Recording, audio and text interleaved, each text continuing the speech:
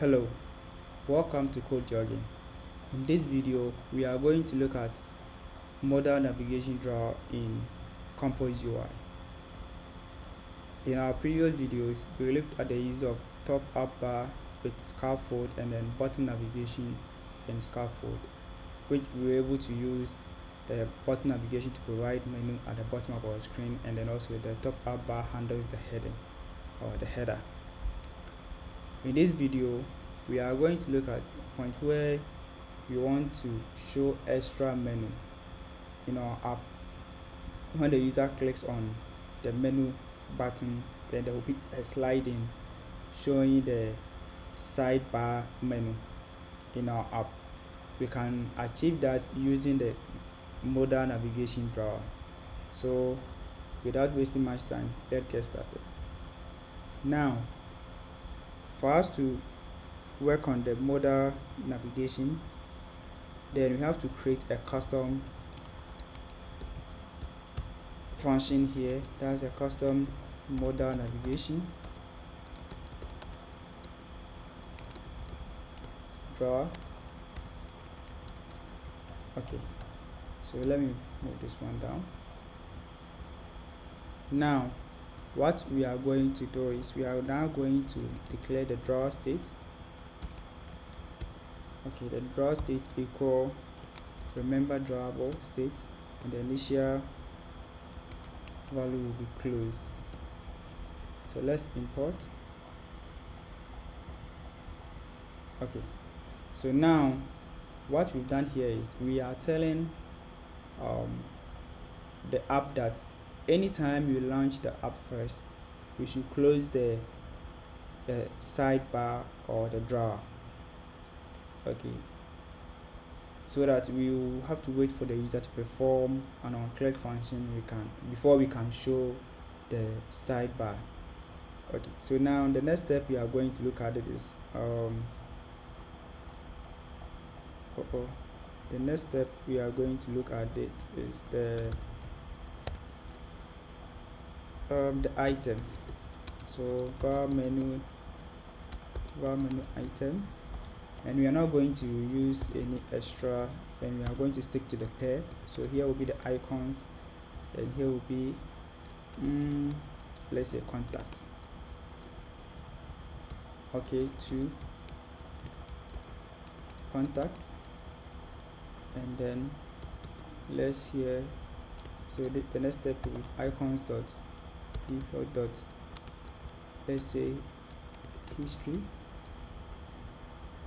Okay, so to history. So let's use the tool for now, and when we are done we can add as many as we want to it. So the next step we are going to look at is the selected item. So we are going to use by remember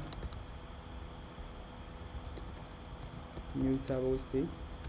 So this one will be -1.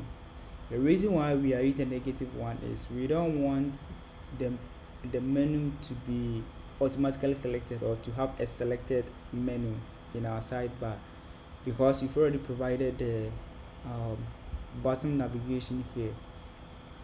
We will only use 0, or we provide a selected value here if and only there is no navigation button navigation here. That one will be your decision whether you want to provide a selected menu or not. But in this tutorial we are not going to provide a selected menu because we are providing the button navigation here.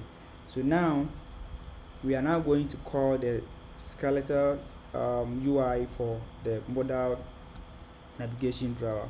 So we call the modal navigation drawer. It gives us the content, that's the drawer content, and then let me close it, and then the content here. So what we are going to do is let's put the cursor on this and then see the features we can use or the properties we can use in this component. Now we have the content, we have the modifier, then we need the drawer so that we can use our default drawer here. So now we are telling the app that once the app is being launched, close the drawer. So that's what we provided here. Okay, so the default is closed. Now what we are going to do is we have to then move this scaffold UI to our content here. Yes, and then we have to go ahead and copy this and then paste it here. Okay, so now we've closed our modal, we have our content here, and then we've added our UI component, that's the home page UI component. So now what we are going to do here is we are now going to provide the UI for the sidebar or the slide in component. So when the user clicks on this button and then there's a slide in, what UI do you want to display? Now we are going to show the menu, so we can do that by using the modal sheet. Okay, so when we call the modal sheet, then we call the menu items, then we use the for each.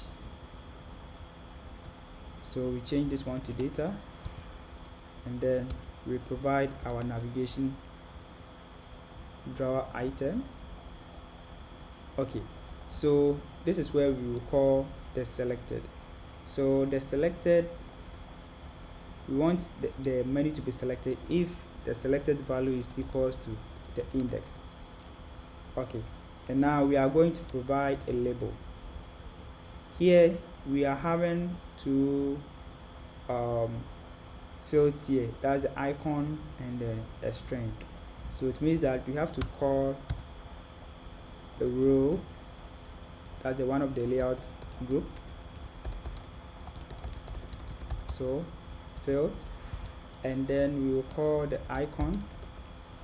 So we have the icon, and then we call data dot first.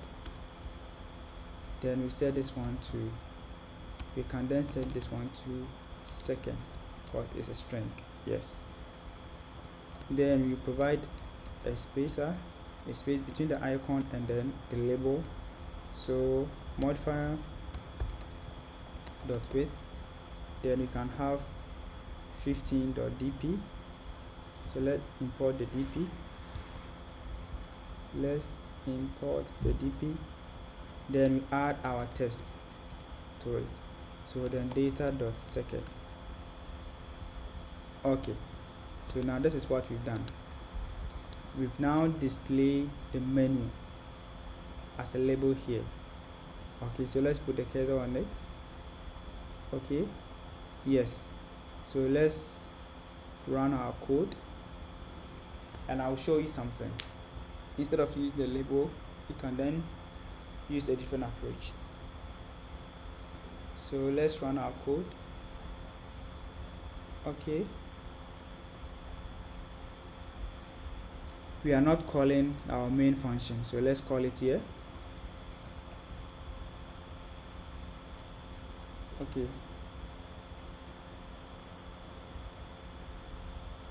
yes, now default, the drawable is off, so let's open it as default and see what will happen.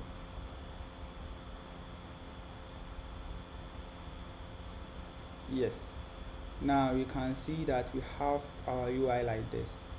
So that's default, we've opened it. So we can work on the icons here. We can provide an icon.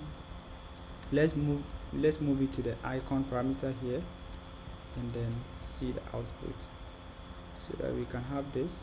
And then let's run our code again.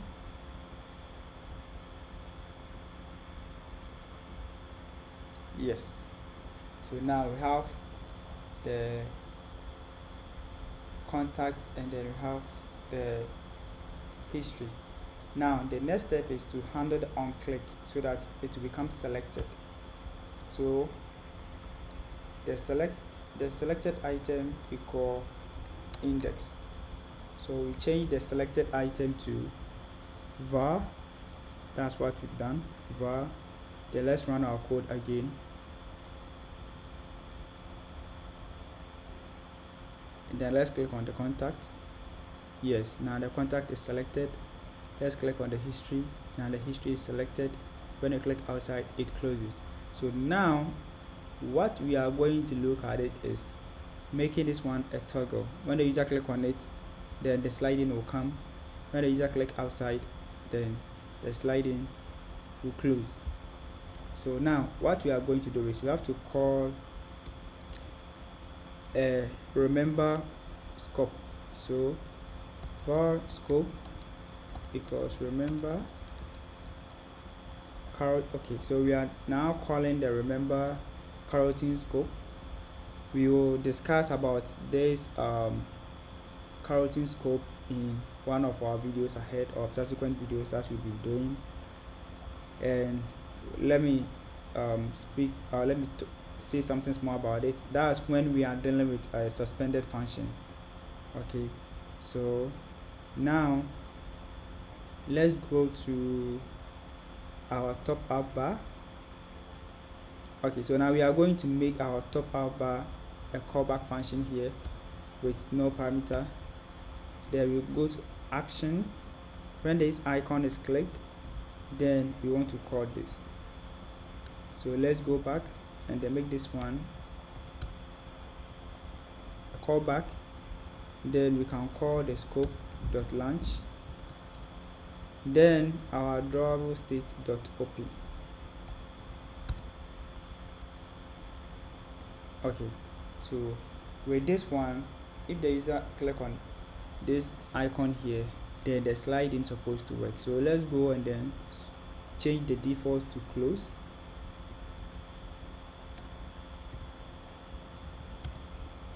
Okay, so now let's run our code.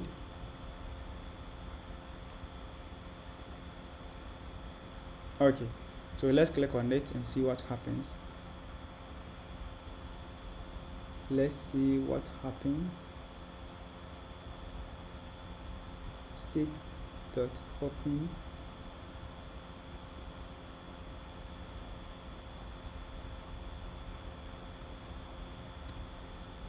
Okay, let me check the state. Remember state. Let's console log all.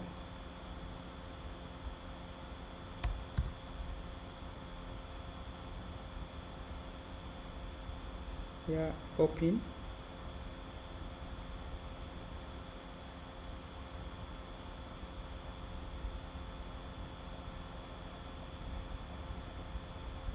Okay, let's console log this one and see if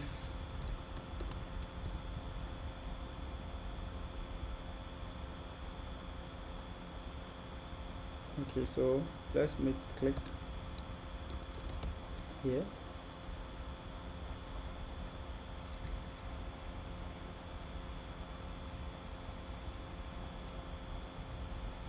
Okay, so let's go to this side. Okay,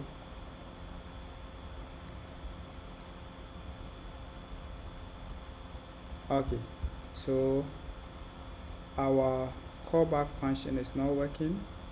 Let's see what we attach to it. Okay, so let's see what we can do here. Log data dot callback. We are now debugging the reason why the callback function is not triggering. So let's go to this emulator.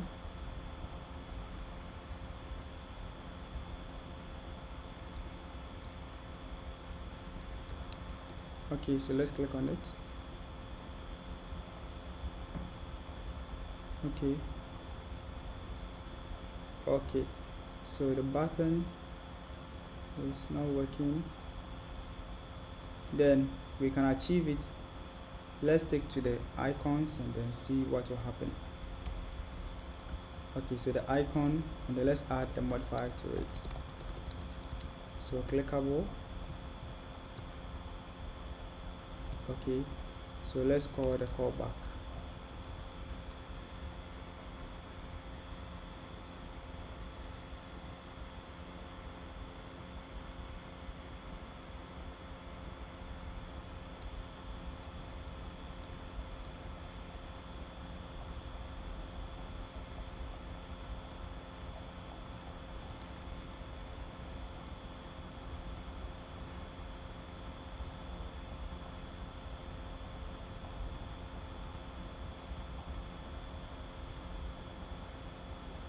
Okay, let's check. Okay, we are performing an on-click event on a wrong data. Okay, so now let's target this data navigation. Okay, so yes, as part of the code, debugging is the most important part. So if you are writing a code, you have to use the procedural approach of debugging your code. So now let's call this one again. Yes, now our code is working. Yes, so when you click on the back, then the app closes. We can handle that one too. Okay, so now we are through. Let's launch our app again. Okay, so what we are going to look at is, now we can allow users to click outside here, and then the drawable or the drawer here closes. So we can prevent that. That's when we add the gesture. So here, select the gesture here, then we turn it to false. So let's run it and then see the output. So now we click inside it, but when we click outside, it doesn't close. Okay, but when we click the back, the app closes. Yes, so that's when you want to prevent the users from clicking outside to close the drawer. Default is true, so we can leave it as it was in the at first, and then let's run our code again.